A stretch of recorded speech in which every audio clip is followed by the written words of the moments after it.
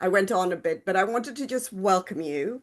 And as we arrive in this place, I just like to really encourage us to do what feels best for our body right now. Either turning our screens off, lying down, sitting, lying, whatever works for you. Please feel free to make your body comfortable in this space. And as part of what we're covering today, how are we going to be making mindfulness teaching a little more trauma-informed, inclusive? I think there's a lot that has been done on this particular subject, a lot of writing, and many of you have read a lot about it, studied about it. And so what we're doing is just doing a little glimpse, a little drop into what this ocean is.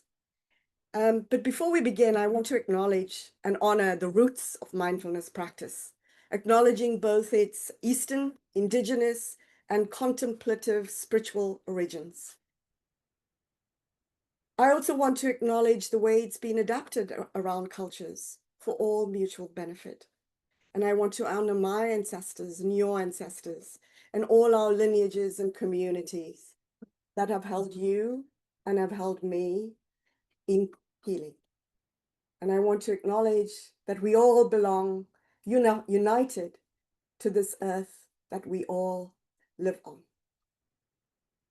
I also want to say that my background, including my social, cultural, and local context, can influence how I speak and express myself.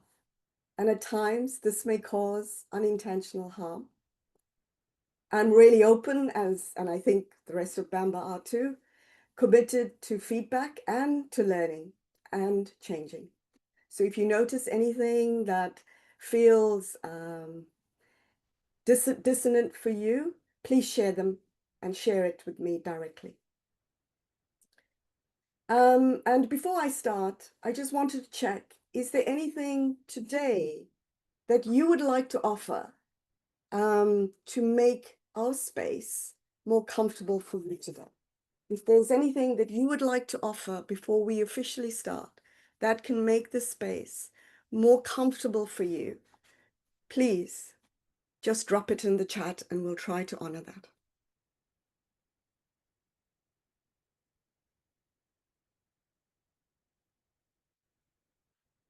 I can't really see the chat other than hellos. So I have a few that I think might be helpful to us. And that is, as we go through, and please feel free to prompt more. A lot of the sharing that I'm doing today is informed from lived experience. So it might be helpful for us to acknowledge that we all have lived experience. And when we share during the breakout sessions, that's something you might wish to do. It is optional. Listening, when we listen, sometimes we can get quite activated because words land differently to all of us. So perhaps listen with a bit of curiosity, some openness. And I'm very aware of, as I said and apologized up front, of the intent. Sometimes the impact of our words go beyond its intent. Again, if you feel comfortable having your camera on, you're free to do that. Off, you're free to do that. If you feel like you need breaks as we go through, you need to take care of your body, you need to drink water, you need to stretch because it's feeling a bit overwhelming, please do that. But lean into that discomfort. Sometimes, if it's not too traumatic, it can be part of that learning journey. So having established a little bit of what I hope is a little braver, safer space as a holder, I'd like to invite us to maybe just start by applying a few practices. You may choose to do some of them, all of them, none of them. Let's start by maybe orienting, slowly looking around our space, letting our eyes land on colors, shapes, light or shadow. Just letting yourself know that you are here, you are safe, and you have a choice. Maybe bringing your attention to contact, to support.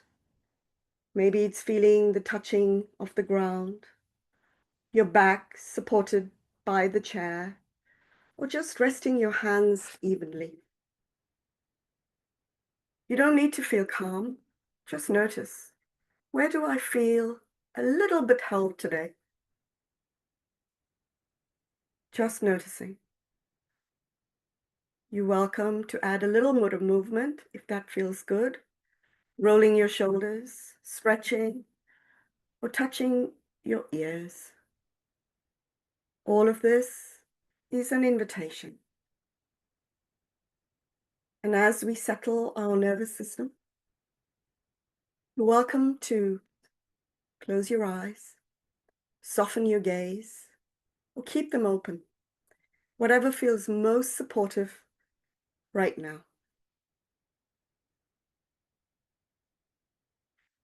Let's continue by turning inwards just a little with a short practice of inner shelter.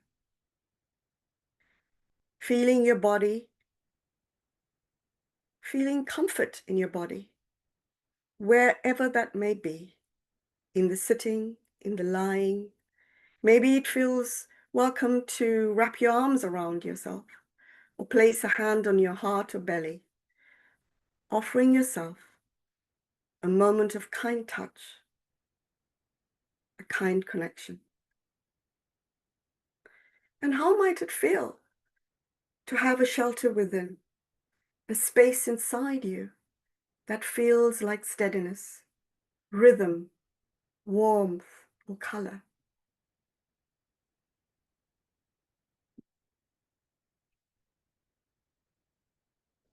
And imagine creating that inner shelter, noticing the places in your body where you feel even a flicker of safety or steadiness. Maybe it's in the touch, maybe the chair, maybe your touch on your body, maybe the sounds around you. If you can, imagine this place as a shelter inside you, with warmth, color, or rhythm.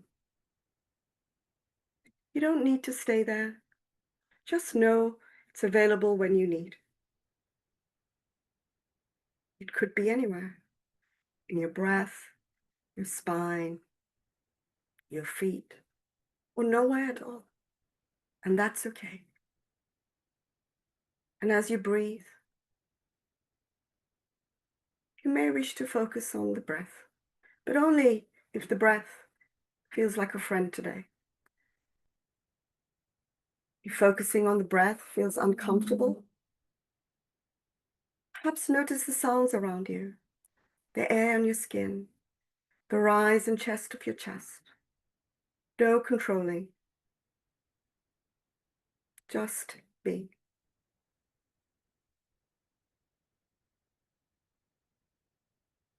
We're not here to fix anything in the next few minutes. We're simply creating space for us to notice that we have choices. We can move, we can stay, we can adjust, and all our responses are welcome here.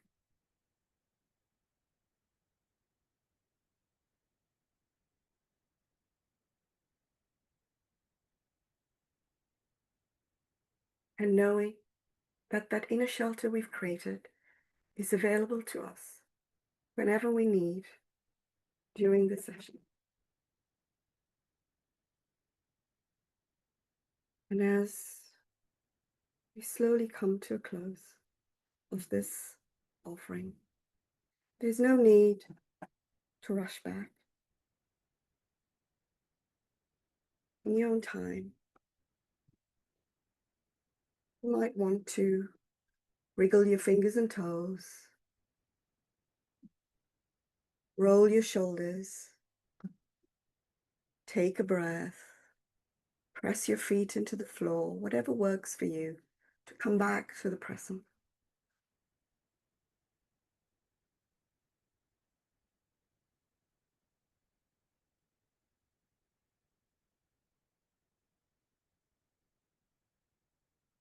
And in coming back, we might want to reassure ourselves that we're here.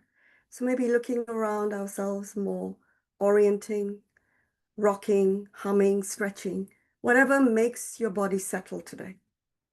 We do have 60 minutes, maybe less now, to go through this. So whatever feels comfortable as we go through this.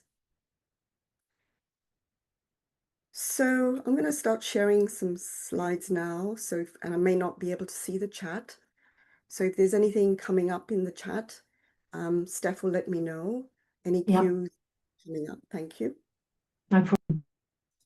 And one of the things I wanted to start with, for some reason I can't share and turn slides. I have no idea why. Maybe it can now. So one of the things we hear today is not really mastering trauma healing. We're really just getting an essence of creating the basis of conditions where our practice can happen safely, and honoring, I guess, cultural and personal trauma histories. For some, what we're covering today might feel a little basic. For others, it may resonate differently. We all come to this work from different starting points, and that's okay.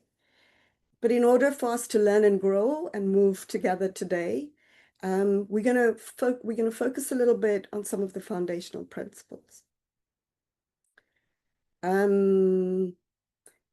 So one of the things to remember is today's session is hopefully part one of a two-part series. And in the next session, we'd like to go deeper into the practical elements of how we can integrate this deeper into our offerings and our practice and our teaching. In this session, we are starting with that basic journey.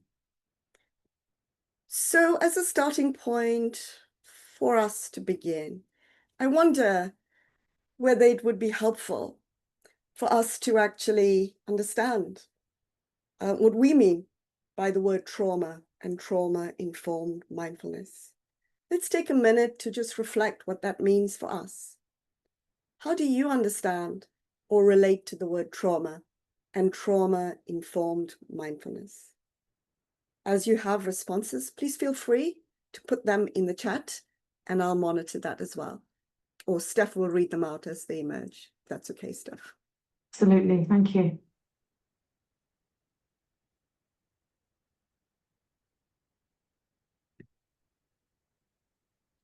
Thank you, Dawn.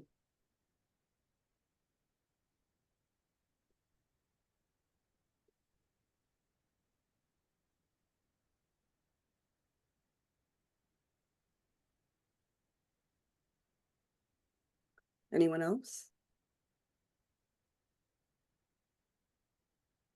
Thank you, Brian. A comment from Charlotte. Thank you, Charlotte. More coming through, Helena.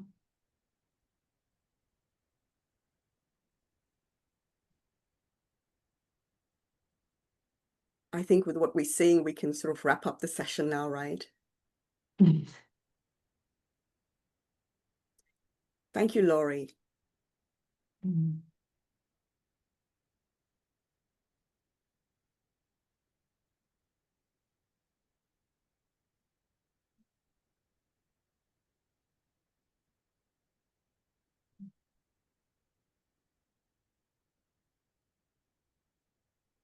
Thank you, Julia.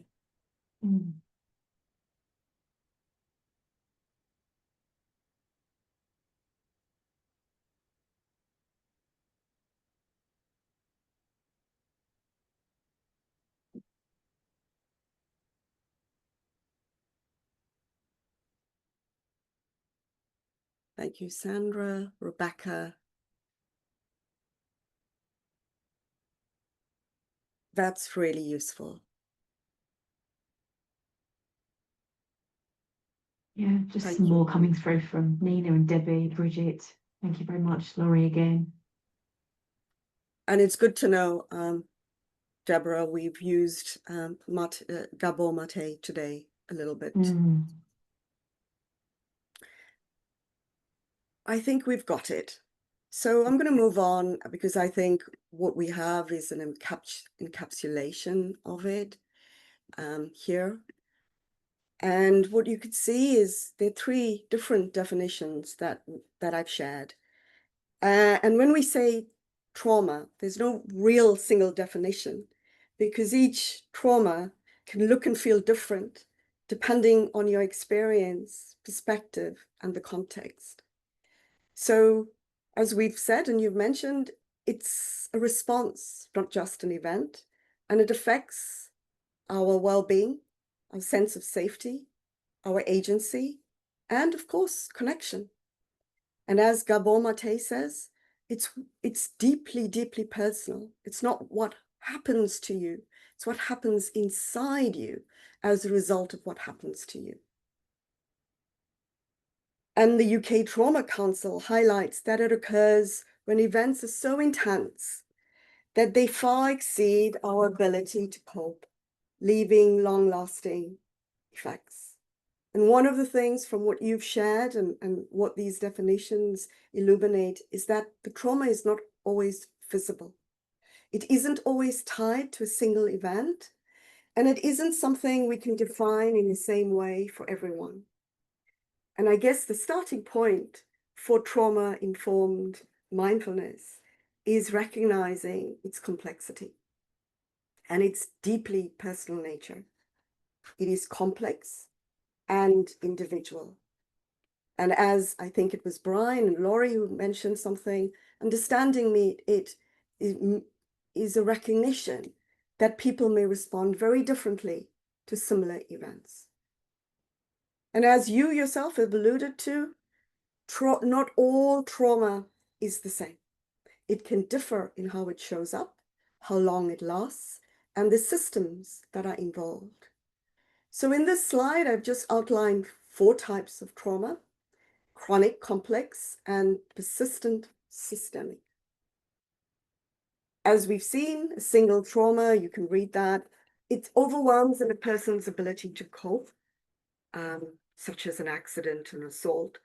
And while it might be a one-time, even sudden loss in terms of grieving, while it might be one time, the effects are long-lasting. The chronic trauma is something that is repeated and prolonged over a period of time, creating the same distressing events. Complex trauma, and that is cumulative. Complex trauma is the multi-layered trauma beginning in life and affecting all our sense of identity and regulation. Often it's relational and developmental. But one of the areas that we're going to, because I'm coming in from the lens today of a person of color, from the perspective of a person of color, I want to actually factor in, and the lens that we're going to do a lot of the work today, or my presentation today, comes from the lens of persistent systemic trauma. And that is by social systems of oppression, and is often intergenerational. And this is not just racism and colonialization, but also ableism and anti-LGBTQIA discrimination. So this is sustained, it's embedded in institutions and structures. And these trauma types, while we've distinguished them here separate, they are not always separate. People can experience more than one type of trauma at the same time. And this is the understanding of the different types can help us to respond with empathy, support, and awareness of the wider, broader systemic issues.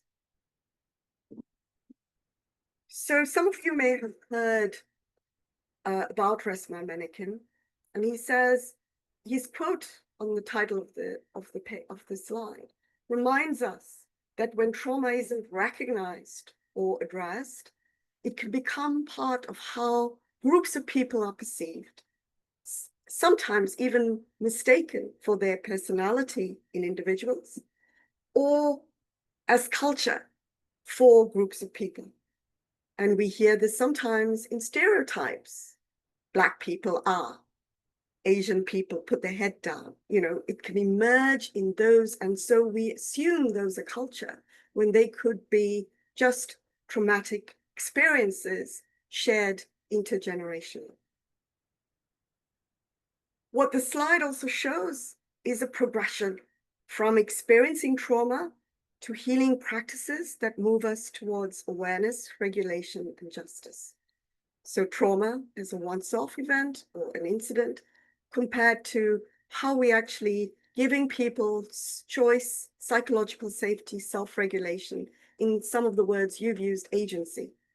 And the third piece, which is around somatic abolition, which is where a lot of my practice comes from, is around how do we use our practice to re-engineer some of our society, to re-engineer the way we work in communities, and change that to a more justice-focused lens. So again, these, for us, mindfulness in going through this, as you know, I'm not going to read through every definition, and you are going to get these slides afterwards.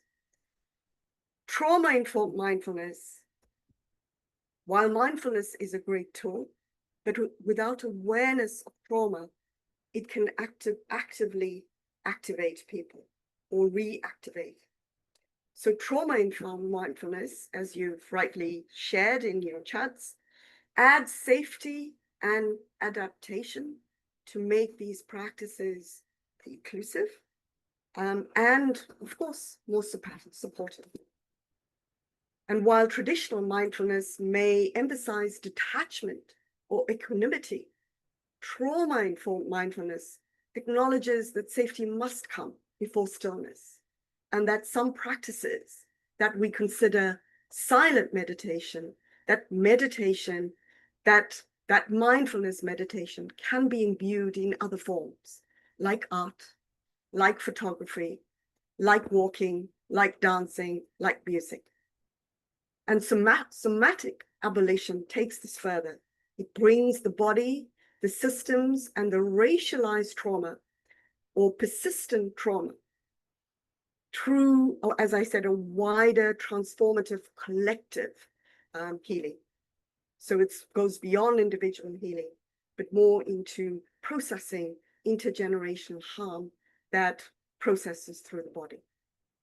So just a final thought. Healing from trauma isn't a one-size-fits-all.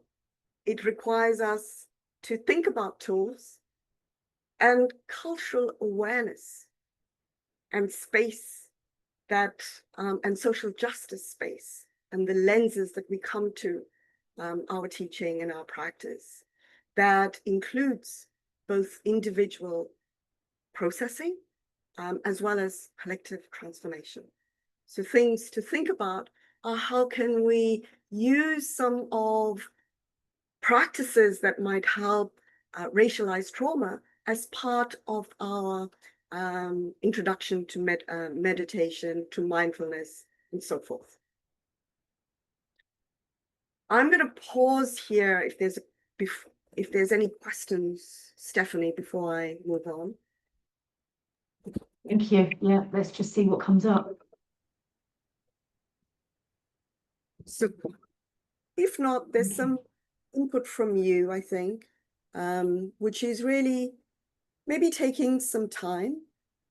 There's a quote, which you'll get later, but just taking some time to reflect. I'll give you a moment to reflect. How does trauma show up in your work sessions? Just reflection.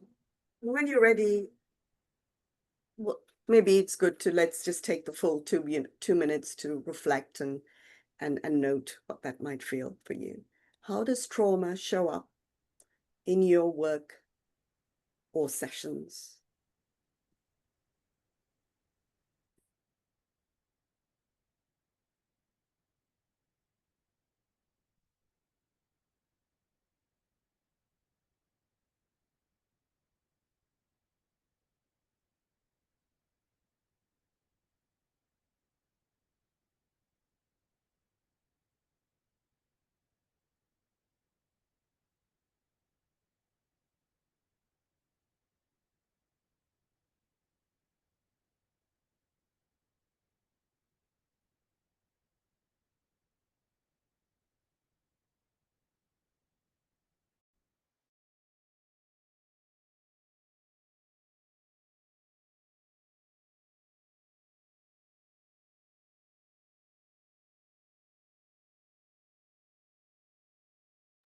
And now when you're ready, maybe just pop those wisdom drops into the chat for us.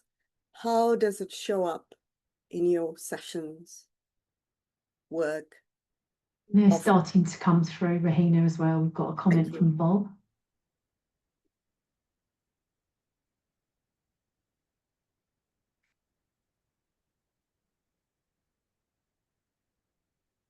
Thank you, Bob. Thank you to Jay Cochran. Julie.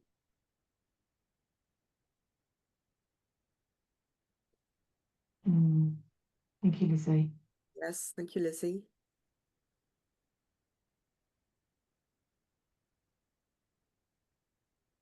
It's very good, Julia. How is it manifesting in the session?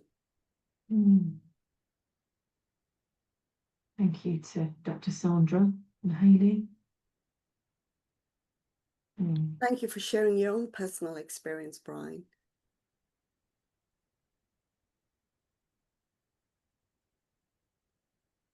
Thank you, Jim and James. Absolutely. Well, Pam, I hope you're not meaning you want to leave now.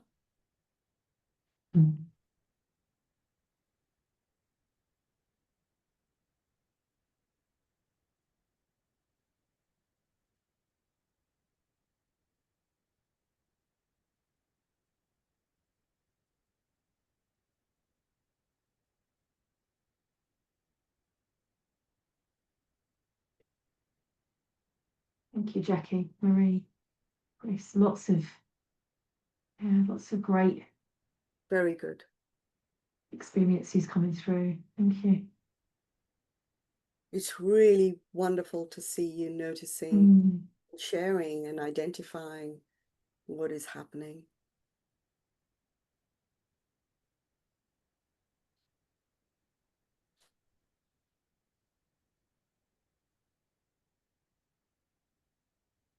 Thank you. Katie, they're just moving into a bit more of an explanation as to how they deal with it. Thank you for that. Thank you for sharing that too. And Zana, great. Yes. So there's some few interesting inputs there, which I really like to touch on, and maybe there's something we can touch on in particular a little later, which is as a practitioner, what we notice in practitioners and what we notice also in ourselves as people offering or facilitating those sessions. I wanted to just prompt that when we work in mindfulness spaces, as you've alluded to, that trauma can be triggered subtly and sometimes unexpectedly, both to you and to the person experiencing it. These responses are not always logical and often so unconscious and so somatic, so the body, and so rooted in past related experiences. And the common triggers are, as we've seen, as I've listed there, could be lighting, textures, sounds, so sensory, could be social, especially in the tone of voice, words, accents, perceived authority, could be position, how a person is sitting, lying down, what guidance we're offering in terms of that. And it could be culture, certain imagery, discomfort may emerge through certain imagery, unconscious triggers in body derived through the language, or it may just be in visuals or unconscious bias manifesting in those spaces. And they show up in 3 ways, and all of them you have alluded to already or listed in your chat. There is the physical manifestation, where there is that sudden stillness, shallow breath, tight jaw contracted position. Someone may just freeze. And as I can't remember who said it, the shallow breathing during a group practice. Sometimes it's emotional, anger, numbness, overwhelm, disconnection, activation. A participant may suddenly cry or go blank, or behavior. And I think this was mentioned as well. Silence, the camera off suddenly when it was on, looking away, disassociation, or even over participation in eagerness to please. So a person might stop speaking or speak excessively to manage internal discomfort.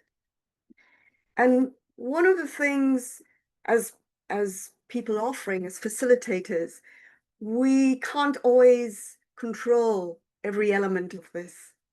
And the only way that we can help and honor what's maybe going on is to offer autonomy and choice.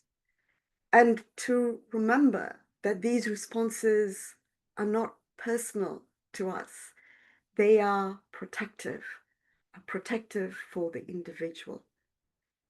So offering gentle permission and options like we've shared today, or we've hopefully role modeled a little today, keeping your camera on or off, just listening, no pressure to share, taking the time you need, doing what feels comfortable for you, are all useful ways that we can adopt in our practice and our practice offerings to address this. And they also, another angle to look at it is that while those were common areas that I outlined, different types of trauma show up in different ways. So offering the choice, safety, and being aware of our own cultural limitations can also support this. And it's also a recognition that while mindfulness can often seem so individual, social and historical context in which that individual offering or that individual is sitting in matters, especially for racialized and marginalized communities. I know from my own experience when I first arrived into Buddhist spaces here in the UK, I often used to hear words like, "We are all one," as if by entering a room that was white dominated, I left my identity and everyone else left all the power relationships outside the door along with their shoes. And that doesn't happen. We come into spaces we offer with all our history, all our identities, and the intersectionality of all of what that means.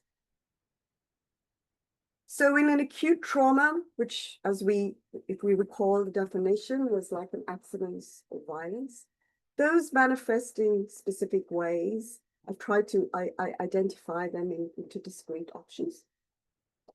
And typically, I found in my experience when I identify, for example, if it manifests in someone suddenly needing to leave after what they feel is an activated discussion or meditation, or they have difficulty breathing, inviting someone to feel their feet or name what's in the room is often helpful.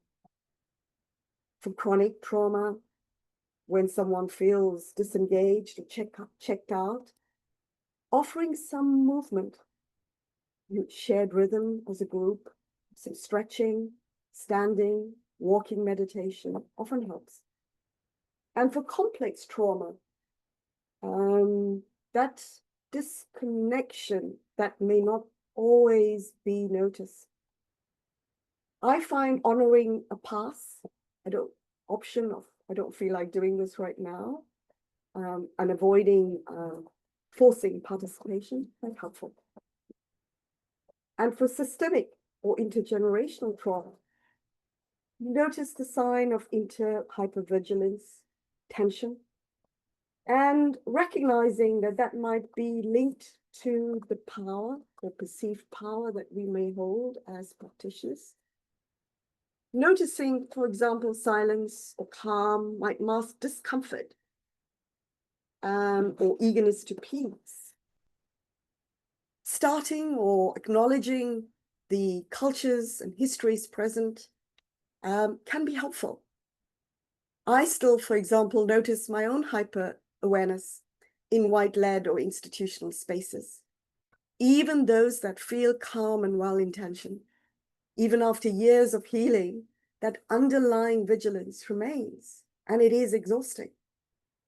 And so it reminds me that trauma isn't always about one event. It's not always about what's present, and healing isn't done on a once-off basis.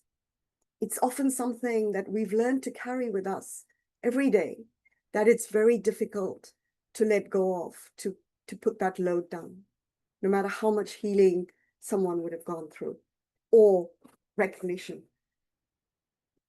I just wanted to quickly touch sides on what does that mean from a racialized experience, how it can uniquely shape a mindfulness experience, and how we can maybe hold the space in an embodied, inclusive, and relational way. And while I offer some of this, it's also recognizing that the intersectionality of race, gender, class, migration, and caste, or our ways a hierarchy exists in our society and can exist even in communities of color. For people of color, trauma is shaped, as we said, and I quoted Reshma, not just individually, but by collective history, identity, and oppression. So seeing yourself at some level of a hierarchy that you don't belong to. And this is actually stored somatically. So adoption or recognizing some embodied approach to meditation, to mindfulness is essential. And the nuances that show up for people of color when engaging in mindfulness practices is, for example, when we say often, come back to the breath. When someone is in pain, we ask people to come back to the breath. It can feel dismissive. It may shut down someone's experience too quickly.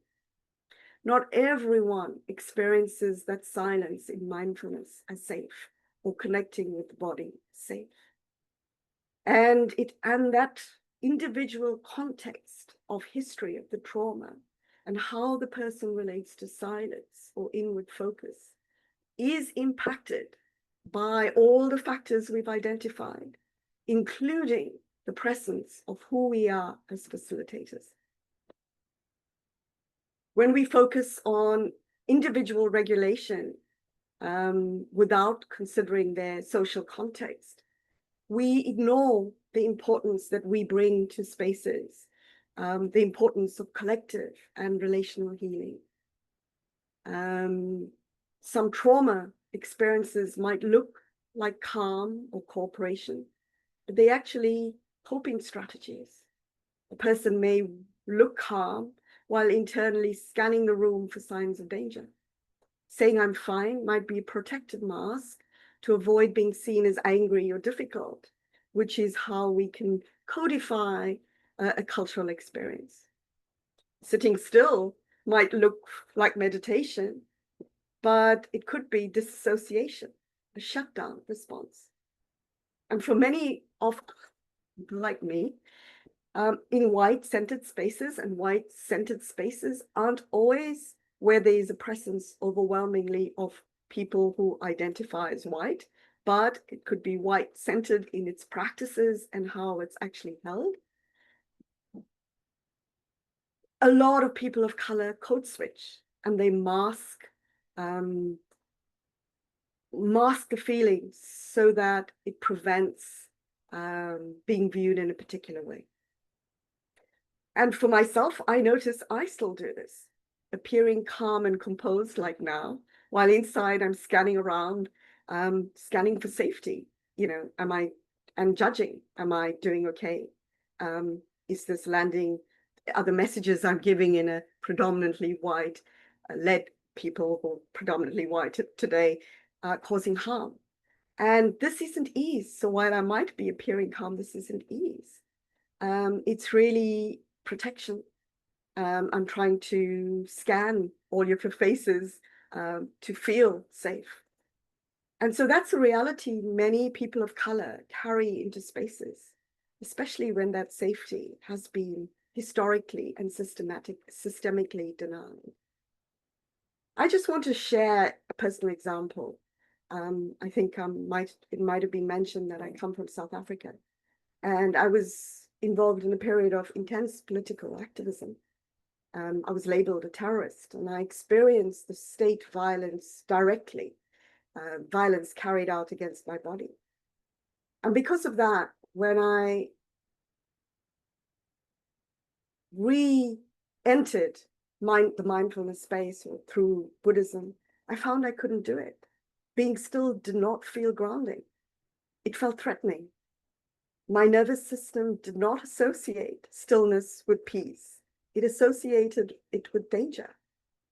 And that reaction took many years for me to figure out that that wasn't actually a failure to experience the peace of the breath. It was a survival response that I was reacting to. So for me and for many racialized people, healing does not happen in stillness, individualized, or in solitude. It comes through rhythm, through relationship, and through community. And one of the things that we've introduced, and when I work in trauma-informed, culturally aware spaces, is introducing humming, music, rocking, dancing even, where as a group we can process some of the trauma that is emerging through our practice, through the body.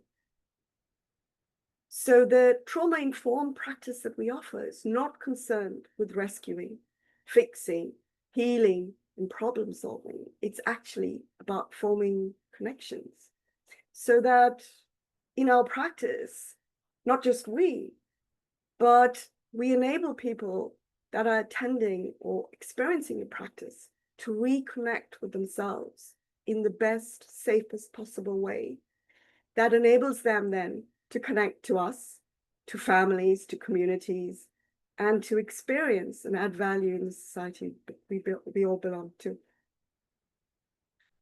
I know I'm really conscious of time, so I'm not going to give you the next exercise because we were going to discuss a little bit around ethics.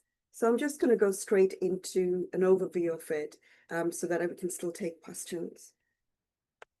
One of the things I think for us to remember as practitioners where we work in spaces shaped by racial and cultural dynamics, it goes beyond teaching practices.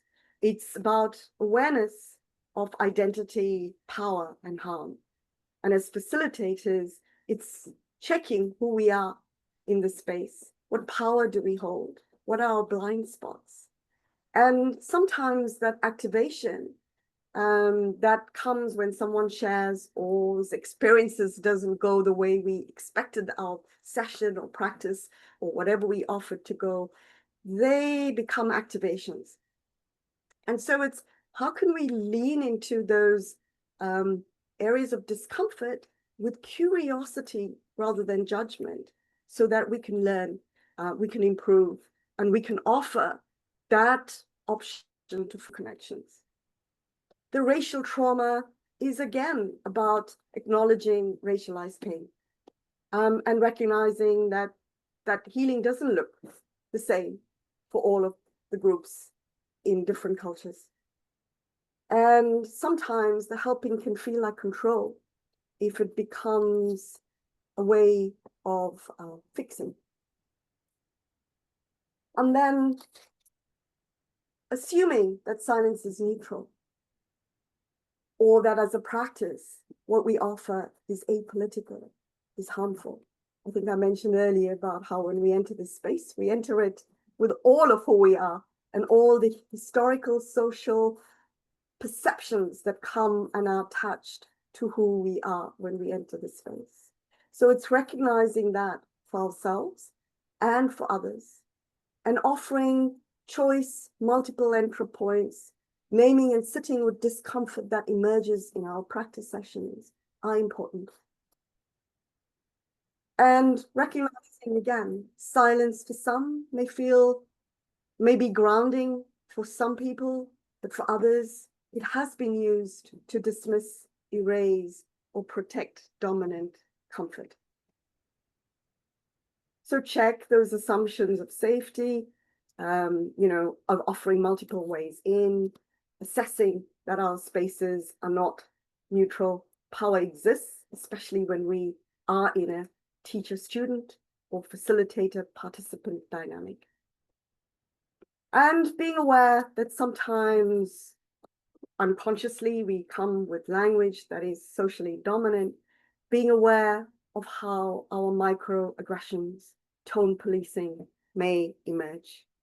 And most fundamentally for me is cultural appropriation, using practices that we think are going to be helpful, but using it without permission can be traumatizing to those participants. And I found offering this at the beginning as a facilitator and want to share, I bring X identity, X lived experience, and X classism into my space.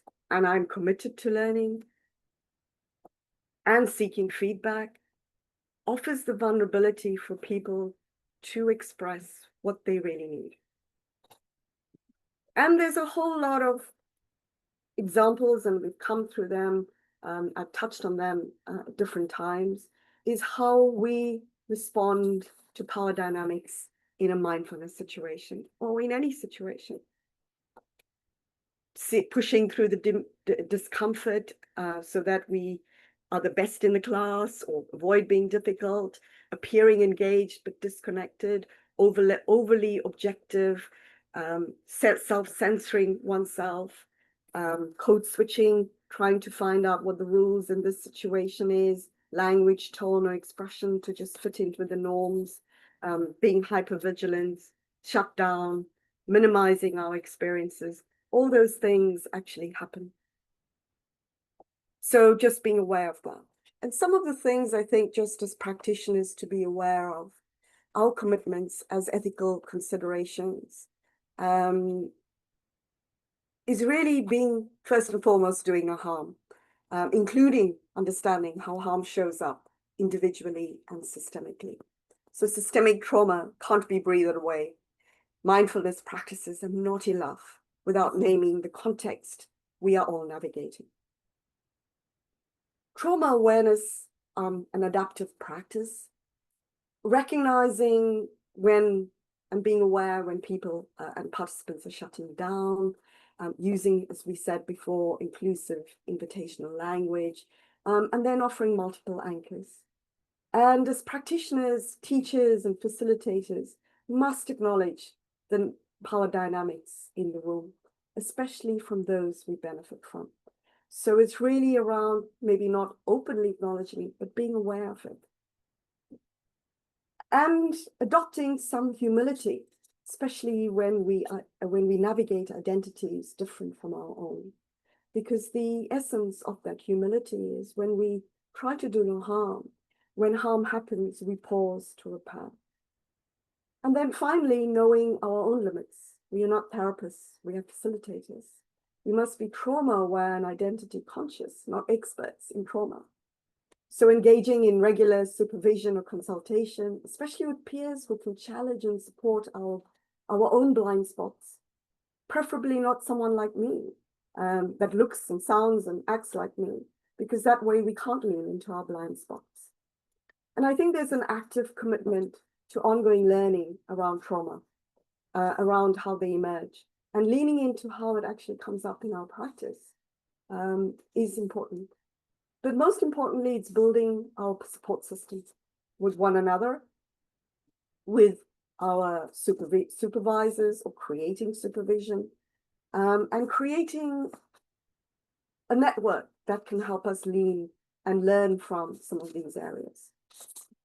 And then I'm finally going to end with just saying the elements to bring into each action is offering safety in physical, how we ask people to sit, breathe, the practices we offer, offering trust and transparency of who we are, using invitational language, and not confusing compliance with consent, are ways that we make ourselves trustworthy in the situation. As I said earlier, peer support, validating lived experience as wisdom, inviting sharing but not pressuring, including culturally relevant tools, sharing the power, inviting participation and co-creating agreements in sessions. And then empowerment and voice, recognizing different options, trying to break down the practice or moving people through comfort and discomfort without challenging. And then finally, just really acknowledging that identity and oppression shape trauma responses. So that's all we have today. I'm really conscious of time. I think we have 1 minute left. So I'm going to let you drop a word as we harvest of what one word or phrase that you carry today from our time together. Please pop them into the chat. And in your own time, just reflect on one practical technique or offering that you're taking away. One thing that you might want to take that makes your teaching more accessible. That may be something you want to journal on or reflect further. And as we pop those waterfall, your comments into the chat, we're going to play out with some music. I just want to say thank you so much from my perspective for all the engagement, but also for having the courage to show up and engage with this material, whether you're learning about it for the first time or deepening the work you've done for years or reaffirming the work that you've done for years. It takes a lot of courage to show up and to make a commitment to a practice of healing for all communities. And I just want to end by saying in trauma-informed practice, there can be no formula or connection for reconnection. Only a collection of most intrinsic qualities of what it means to be human. And the path from disconnection to reconnection looks different for everyone. And we are not the guide who knows the way, but the companion who joins. This needs our kindness, warmth, compassion, empathy, and humility. Above all, it requires our creative acceptance of ourselves and who we are where we find that. So let the music carry you away. Steph, I don't know if you wanted to say something or just go straight to music. Let's go straight to music. I think it was a beautiful way to finish, Rehena. Well done. Thank you. Thank you. We'll play out with music. We are the proof of life our ancestors gave. We are the proof of love from the cradle to the grave. We are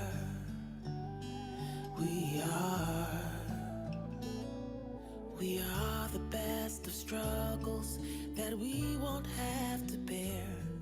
We are the heir to all the prayers that float upon the air. We are.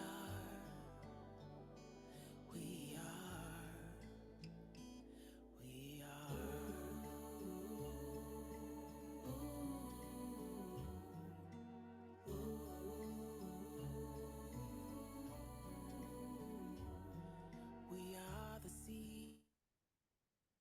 May never know our names.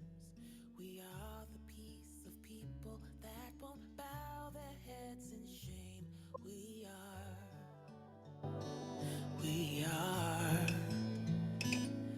We walk upon the earth. We knock on heaven's door. We are the life that teems along the deep deepest ocean floor. We